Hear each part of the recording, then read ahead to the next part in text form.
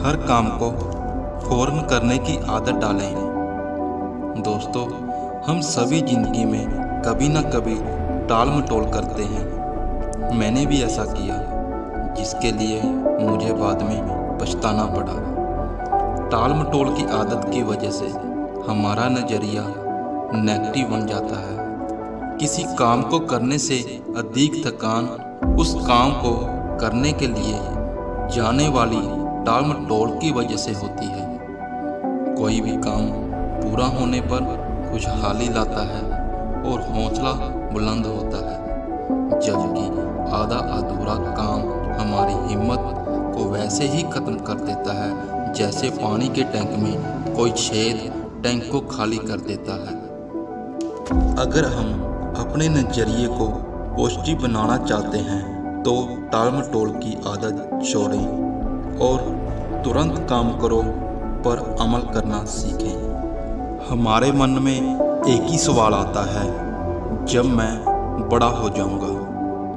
ये वैसी ही बात है जैसे कि कोई छोटा बच्चा कहता है, मैं बड़ा होने पर बड़ा काम करूंगा जिससे मुझे खुशियां मिलेंगी। जब वे बड़ा हो जाता है तो कहता है, मैं खुशियां पाने के लिए बड़ा काम कॉलेज की पढ़ाई समाप्त करने के बाद करूंगा। जब वे कॉलेज की पढ़ाई समाप्त कर लेता है तो कहता है कि उसे खुशियां पहली नौकरी हासिल करने पर मिलेंगी। पहली नौकरी मिलने के बाद वे कहता है कि उसे खुशियां शादी हो जाने पर मिलेंगी। शादी हो जाने पर वे कहता है कि उसे खुशियां तब मिलेंगी जब उसके बच्चे स्कूल जाने लगेंगे। जब उसके बच्चे स्कूली पढ़ाई पूरी कर लेते हैं तो वे कहता है कि उसे खुशियां रिटायर होने के बाद मिलेंगी।